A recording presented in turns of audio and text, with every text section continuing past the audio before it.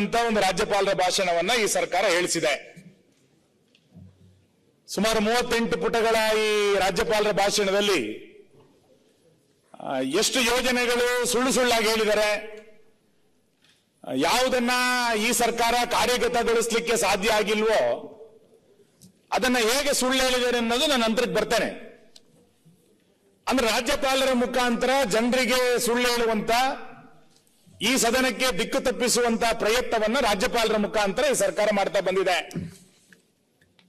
ನಾನು ದಾರಾ ಬೇಂದ್ರೆ ಅವರ ಒಂದು ಕವನ ನನಗೆ ನೆನಪಾಗುತ್ತೆ. ಮಾನ್ಯ ಅಧ್ಯಕ್ಷರೇ, ನಾನು ಕಾಲೇಜು ದಿನಗಳಲ್ಲಿದ್ದಾಗ ಆ ಹಾಡನ್ನ ಅಥವಾ ಆ ಕವನವನ್ನು ನಾವು ಕೇಳ್ತಾ ಇದ್ವಿ. ಇಲ್ಲಿ ಕೂತಿರುವಂತವ್ರು ಎಲ್ಲರೂ ಕೂಡ ಕೇಳಲಂತವ್ರು.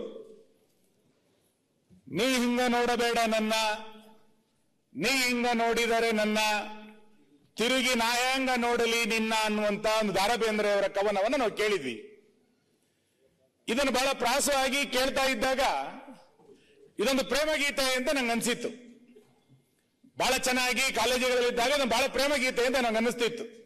ನೀ ಹಿಂಗ ನೋಡಬೇಡ ನನ್ನ, ತಿರುಗಿ ನಾಯಾಂಗ ನೋಡಲಿ ನಿನ್ನ ಅಂತ ಅಂದಾಗ ಪ್ರೇಮ ಗೀತೆ ಅಂತ ಅನಿಸ್ತಿತ್ತು. ನಂತರ ಗೊತ್ತಾಯ್ತು ಶೋಕ ಗೀತೆ ಅಂತ. ಅವರು ತನ್ನ ಮಗ ಸತ್ತೋದಾಗ ತನ್ನ ಹೆಂಡತಿಯನ್ನು ನೋಡಿಕೊಂಡು ಹೇಳಿದ್ರು ಅನ್ನೋದು ನಂತರ ಗೊತ್ತಾಯಿತು. ಈ ಸರ್ಕಾರದ ಗ್ಯಾರಂಟಿ ಯೋಜನೆಗಳು ಕೂಡ ಆರಂಭದಲ್ಲಿ ಪ್ರೇಮಗೀತೆ ಅಂತಾನೆ ಜನ ಅನ್ಕೊಂಡಿದ್ದು. ನಂತರ ನಿಧಾನವಾಗಿ ಜನರಿಗೆ, ರಾಜ್ಯದ ಜನರಿಗೆ ಆ ಗ್ಯಾರಂಟಿ ಯೋಜನೆಯ ಫಲಾನುಭವಿಗಳು ಅನ್ನಿಸ್ಲಿಕ್ಕೆ ಶುರುವಾಯಿತು. ಈ ಗ್ಯಾರಂಟಿ ಯೋಜನೆಗಳು ಪ್ರೇಮಗೀತೆ ಅಲ್ಲ, ಇದು ರಾಜ್ಯದ ಅಭಿವೃದ್ಧಿಯ ದೃಷ್ಟಿಯಿಂದ ಇದು ಶೋಕ ಗೀತೆ ಆಗ್ತಾ ಇದೆ ಅಂತೇಳಿ ರಾಜ್ಯದ ಜನರಿಗೂ ಕೂಡ ಅನ್ನಿಸ್ಲಿಕ್ಕೆ ಪ್ರಾರಂಭ ಆಗಿದೆ. ಯಾಕೆ ನಾನು ಅದನ್ನು ಹೇಳ್ತಾ ಇದ್ದೀನಿ ಅಂತ ಕೇಳಿದ್ರೆ, ಚುನಾವಣಾ ಪೂರ್ವದಲ್ಲಿ ಇವರ ಪ್ರಣಾಳಿಕೆಗಳು, ಇವರ ಭಾಷಣಗಳು ಇದೆಲ್ಲದನ್ನು ನೋಡಿದಾಗ ಬಹಳ ಸ್ವರ್ಗನೇ ಸೃಷ್ಟಿ ಮಾಡಿಬಿಡ್ತಾರೆ.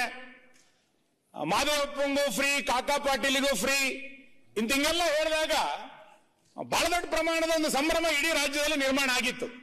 ನಿಮಗೆ ಅದಕ್ಕೆ 136 ಸೀಟ್ ಕೊಟ್ಟಿದ್ದಾರೆ, ನಾವು ಅದನ್ನು ಅಭಿನಂದಿಸ್ತೇನೆ. ನಾನು ಅದಕ್ಕೆ ವಿರೋಧ ಮಾಡ್ಲಿಕ್ಕೆ ಹೋಗೋದಿಲ್ಲ. ಆದ್ರೆ ಗ್ಯಾರಂಟಿ ಯೋಜನೆಗಳನ್ನ ಅವೈಜ್ಞಾನಿಕವಾಗಿ ತಂದು ಹೇಗೆ ದಿಕ್ಕು ತಪ್ತಾ ಇದ್ದೀರಿ ನೀವು? ಗ್ಯಾರಂಟಿ ಯೋಜನೆಗಳನ್ನ ಅನುಷ್ಠಾನಕ್ಕೆ ಮಾಡಬೇಕಾದ್ರೆ ನಿಮ್ಮಲ್ಲೇ ಆಗಿರುವಂತ ಗೊಂದಲಗಳೆಷ್ಟು? ಈಗ ಗ್ಯಾರಂಟಿ ಯೋಜನೆಗಳನ್ನ ಸರಿಯಾದ ಸಮಯಕ್ಕೆ ತಲುಪಿಸ್ಲಿಕ್ಕೆ ಆಗದೆ ಅದನ್ನ ಜನ ಅದನ್ನ ಯಾಕೆ ಹಾಕ್ತಿದ್ದೀರಿ ಅಂತ ಕೇಳ್ತಾ ಇದ್ದಾಗ ನೀವು ದಾರಾ ಬೇಂದ್ರೆ ತರ ನೀ ಹಿಂಗ ನೋಡಬೇಡ ನನ್ನ ಅಂತ ನೀವು ಮತದಾರರಿಗೆ ಹೇಳ್ತಾ ಇದ್ದೀರಿ. ಮತದಾರ, ನೀವು ನನಗೆ ಗ್ಯಾರಂಟಿ ಯೋಜನೆಗಳನ್ನ ಕೊಡ್ಲಿಲ್ಲ, ನಾನಂಗೆ ನಿಮ್ಮನ್ನು ತಿರುಗಿ ನೋಡ್ಲಿ ಅಂತೇಳಿ ಮತದಾರ ಹೇಳಲಿಕ್ಕೆ ಪ್ರಾರಂಭ ಮಾಡಿದ್ದಾನೆ. ಈ ರೀತಿಯಾದಂತಹ ಪರಿಸ್ಥಿತಿ ಕರ್ನಾಟಕ ರಾಜ್ಯಕ್ಕೆ ಯಾಕೆ